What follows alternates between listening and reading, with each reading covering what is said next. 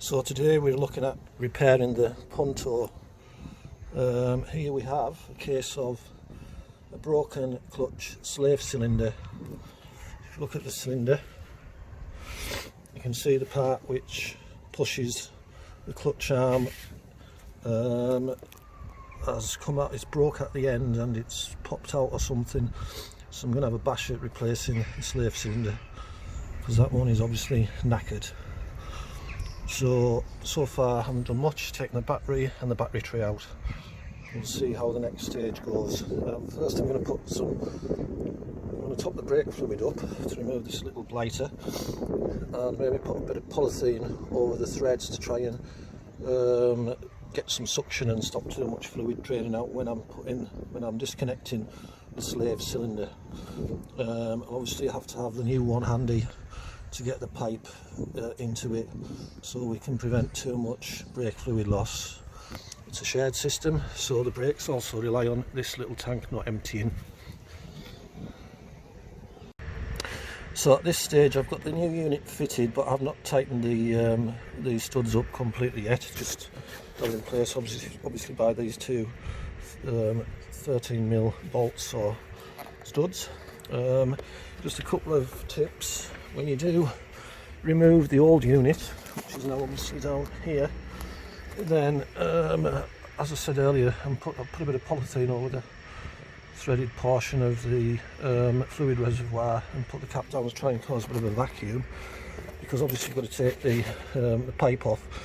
Now, so what I did was basically just get the new one here ready in place, and then the pipe did come off quite easily. I thought it was going to be a bit stiff to get out, but actually it didn't do too bad. So just made sure I got the pipe on the new one pushed in as soon as I'd pulled it out the old one, and then get the old one out of the way and get these studs in. When you're putting it in, you will have to push the piston sort of extension in. It's a plastic bit on the end of the piston, and so you just need to push it in. You'll need a little bit of force to push it in and hold it till you get it in the right place to get the bolts in. So now we're ready to just tighten it up and try the bleeding operation. Now this doesn't have a bleed nipple on, it just has a bleed stump, and so let me just zoom in a bit there. It's not like a normal bleed nipple. So apparently you pull the pipe out one click, which enables you to bleed it, and then you can have a one-man bleed kit, but I've got my beautiful assistant to help me by depressing the clutch pedal repeatedly for the bleeding operation. But let's see how it goes, because I couldn't readily discern. It says pull it out one click, the pipe, and that's the sort of bleeding position when there's no bleed nipple. Internal bleeding valve opens. I couldn't detect when I was pulling the pipe in and out this one click scenario, but I'll have to take the clip back out, try and pull it out slightly and see how we get on. Yeah, Jonathan here again, still with the car. I ran into unexpected difficulties, the kind of which you'd never imagine. So this is the new unit which I did fit on the car. That is the old arm from the unit to the clutch lever fitted into the bell housing. You can see the broken part at one end where it meets the lever which it actuates to disengage the clutch spring. So I've got all this in and set up, and if I go to the front of the car now, you'll see I've taken it off. Obviously I'll explain what happened.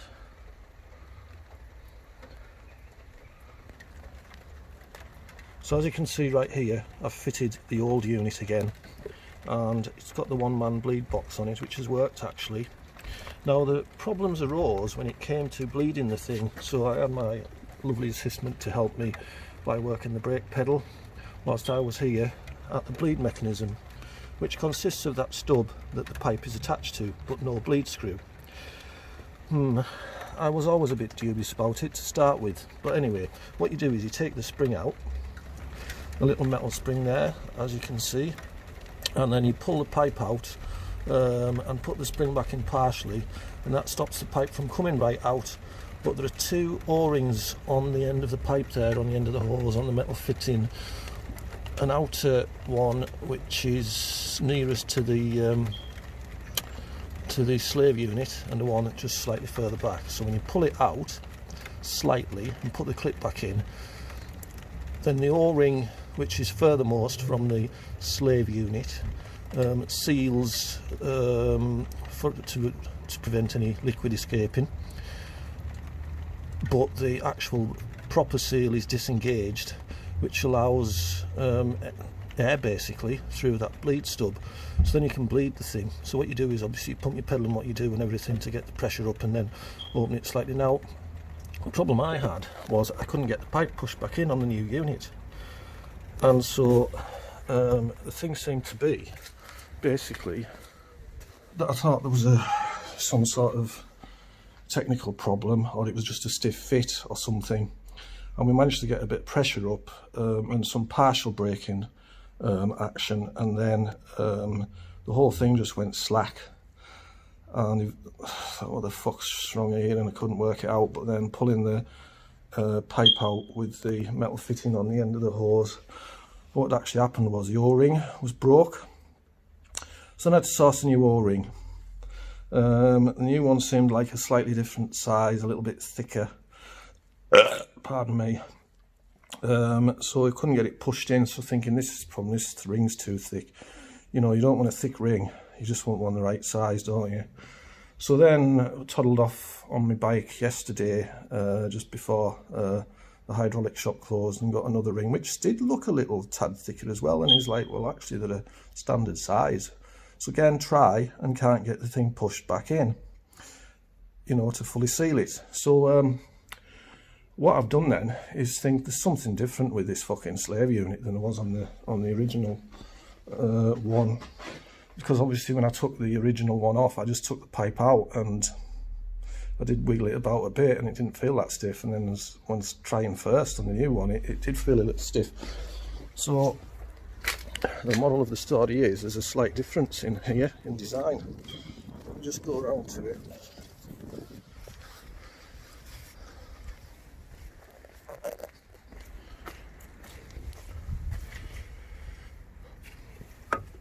Shit, dropped it now, but anyway, that's unfortunate. This is what happens with one hand. Won't be so clean now, will it? Anyway, it's off, it's not on. So they may look exactly the same, but there's obviously a difference inside there in this one as compared with that one. Must be for a slightly different hose fitting. So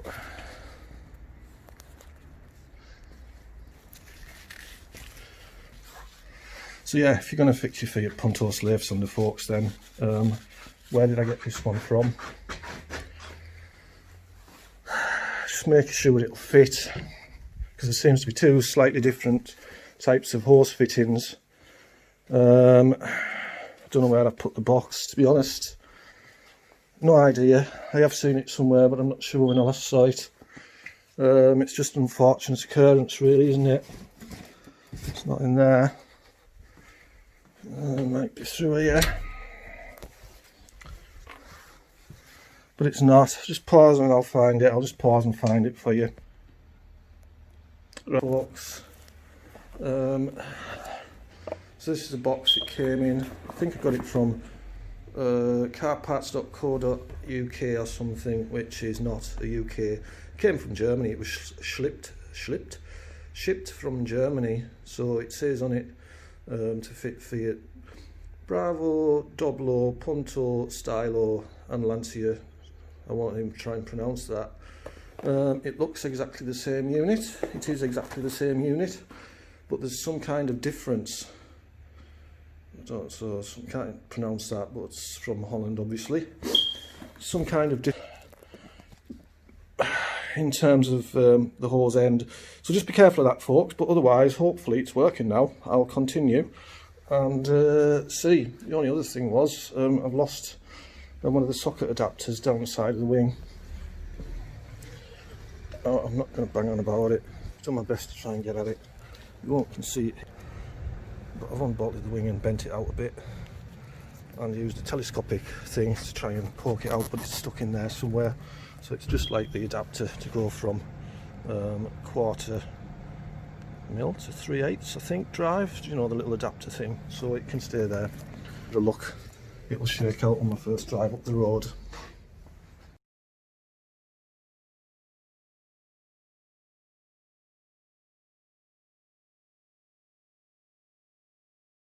Yeah, so hopefully all is well. I'm about to put the battery tray back in on the car, having fixed the clutch slave cylinder, well, in a roundabout sort of fashion. I did need the new part, even though the new part didn't fit properly, because I needed the arm, or the rod, if you like, from the slave cylinder to the bell housing lever, which operates the clutch. That's what was wrong with mine, that had broke. Now I was, as I've explained, I fought on with it, because I managed to get the new slave cylinder on there, and my lovely assistant was helping me with the pedal movements for the bleeding. And then, because it doesn't have a bleed nipple screw, it just has a bleed stub, you just work the bleed mechanism by pulling the pipe out one click, and that releases one of the O-rings at the end of the hose from its seat to allow air to enter the system and bleed the thing. So if you think of, like, my index finger is the end of the hose, then between my index finger and my middle finger there's an O-ring. And then if you think of to the other side of my index finger, or if you like between my ring finger, is that? Well, it's on my right hand this, but just put your ring on your right hand, I can't remember. So between my ring finger and my little finger there's another O-ring. If you just imagine my finger being a hose, but then those fingers representing different points on the length of that hose end I should say. So between the index finger and the middle finger there's an O-ring. Between the ring finger and the little finger there's an O-ring. Now when you pull out the pipe one click, then between the index finger and the middle finger the O-ring is unseated, which allows you to use the bleed stub. Okay, but the other ring at the end, or near the little finger, it stops air escaping from the system as long as you've got your tube attached to your reservoir of brake fluid.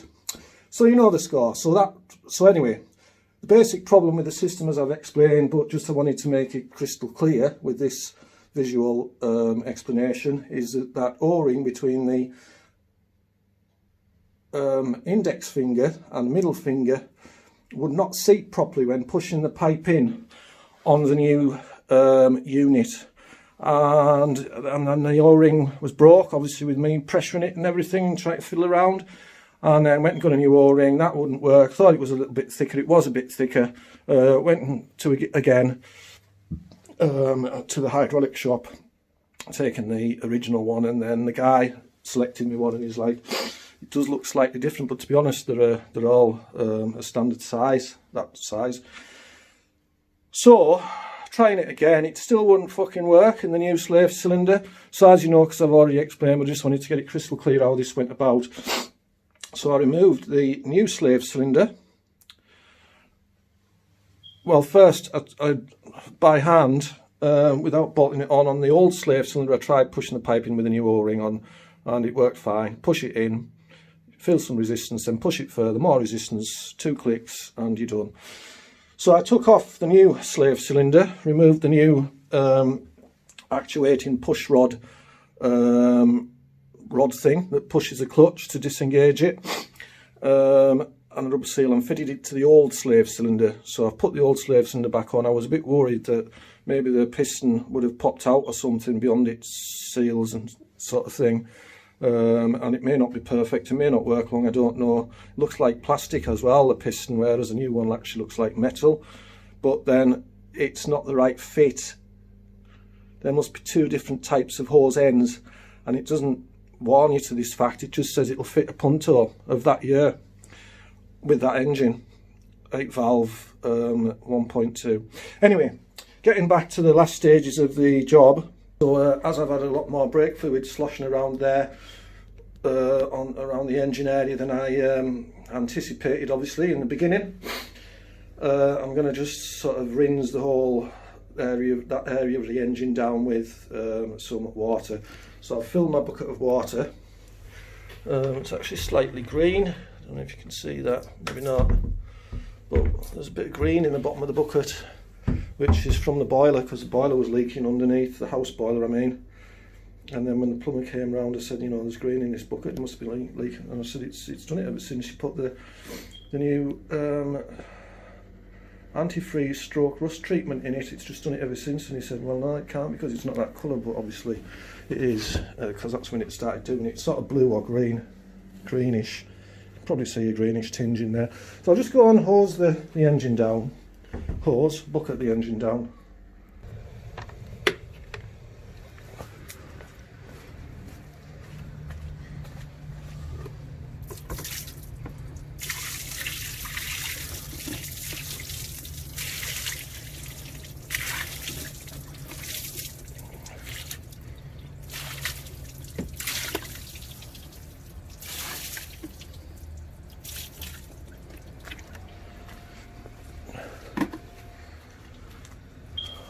Okay, and then the final part really is putting the battery tray in, and which way does it go? That way.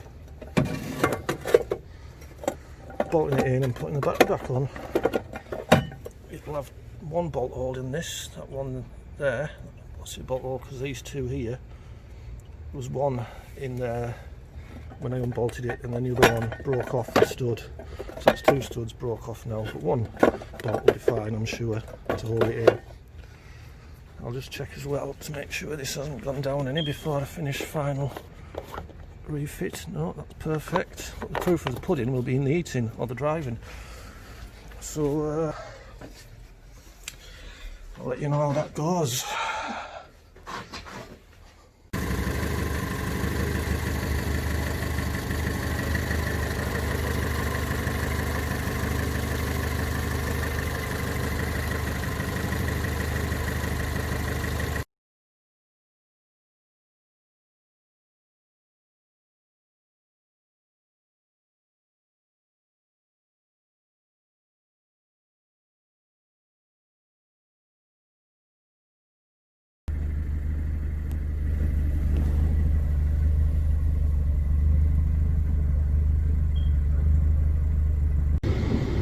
Yeah, so the clutch appears to be working, so I'm going on the first test drive. I'll go around some quiet streets a couple of times, and I must go to the supermarket.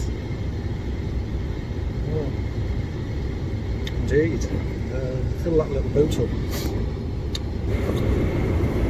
As you can see, take note,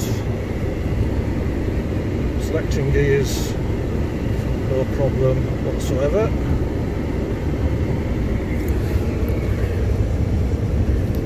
I think I've raised that much. I think it's about what it was before. Yeah, and then the rest is pressure and travel.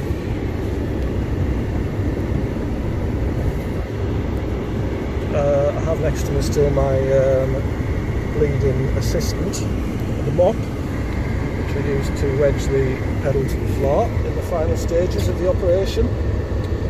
Got test drive then.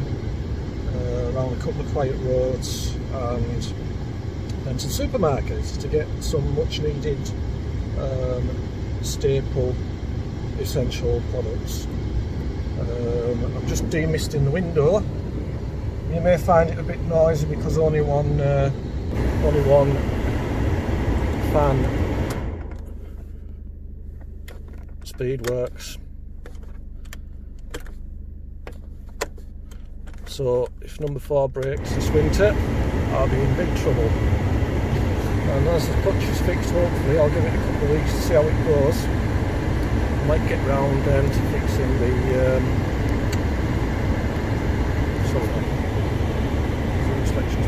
fixing the glove box. Right, let's see how it goes in the driving phase.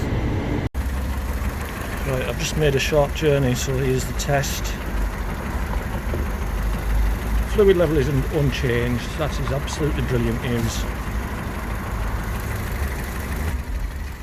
Check it again after say 10 miles, and if it's the same then the job's a good one.